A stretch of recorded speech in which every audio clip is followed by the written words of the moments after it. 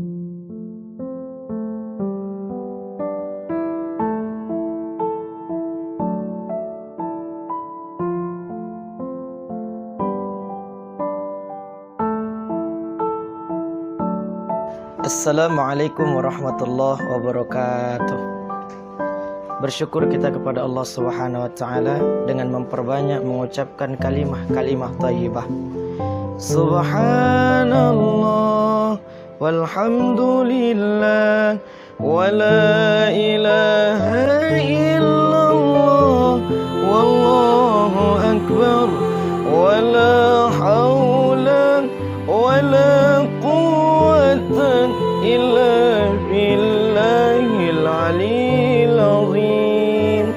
Semoga dengan memperbanyak mengucapkan kalimah-kalimah thayyibah, Allah Subhanahu wa taala memberikan pertolongan kepada kita di hari yang sangat-sangat kita butuhkan pertolongan nantinya. Yang kedua, marilah kita berselawat kepada baginda Muhammad sallallahu alaihi wasallam dengan ucapan Allahumma salli wa sallim wa barik alaihi. Teman-teman yang dimuliakan Allah,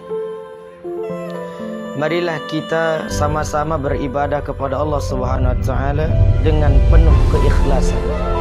Beribadah kepada Allah Subhanahu wa taala bukan hanya sekedar mengharapkan syurganya Allah, tapi kita beribadah mengharapkan ridha sekaligus cintanya Allah.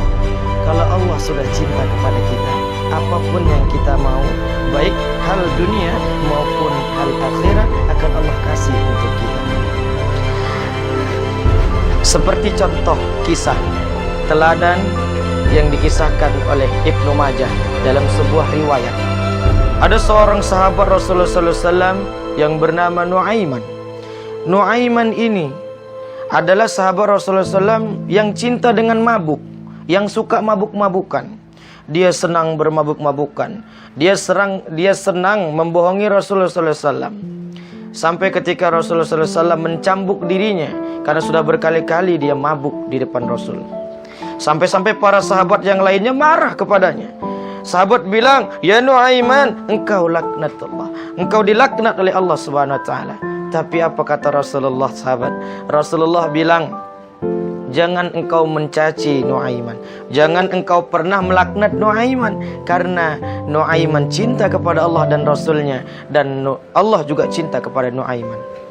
Maka teman-teman yang dimuliakan Allah, kalau Allah sudah cinta kepada seorang hamba, apapun akan Allah berikan untuknya. Kalau kita hanya mengharapkan surga ketika beribadah, kecil bagi Allah, karena surga makhluknya Allah.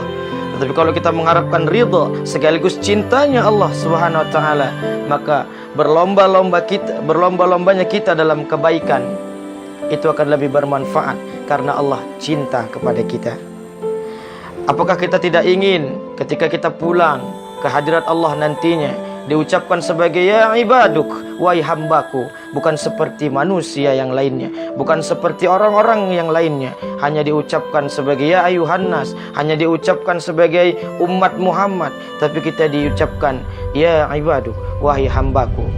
Seperti dalam surah Al-Fajr, surah yang terakhir, ayat yang terakhir, irji'i ila rabbiki radiyatan mardiyah fadkhuli ibadi wadkhuli jannati. Pulanglah kepada Allah dalam keadaan yang tenang, dalam keadaan yang baik. Irji ilallah fadkhuli ibadi, maka pulanglah sebagai hambaku, wadkhuli jannati, dan masuklah ke dalam surga. Maka ketika kita jumpa, maka ketika kita senang beribadah kepada Allah, hanya mengharapkan ridhonya Allah, hanya mengharapkan cintanya Allah, mahabbah kepada Allah Subhanahu wa taala, maka Allah pun juga akan cinta kepada kita. Teman-teman yang dimuliakan Allah, saya mengajak diri sendiri, diri pribadi ini, dan juga teman-teman sekalian, di bulan yang mulia ini, semoga kita semua selalu beribadah dengan ikhlas kepada Allah. Semoga kita semua selalu mengharapkan ridha dan cintanya Allah, sehingga tidak akan sia-sia amalan kita, tidak akan terhapus karena niat kita yang salah, karena hanya mengharapkan surganya Allah. Walaupun mengharapkan surganya Allah itu merupakan bagian dari ikhlas yang terkecil, tapi keikhlasan yang terbesar adalah mengharapkan ridha sekaligus cintanya Allah kepada kita. Inilah yang dapat saya sampaikan, mudah-mudahan bermanfaat. Assalamualaikum warahmatullahi wabarakatuh.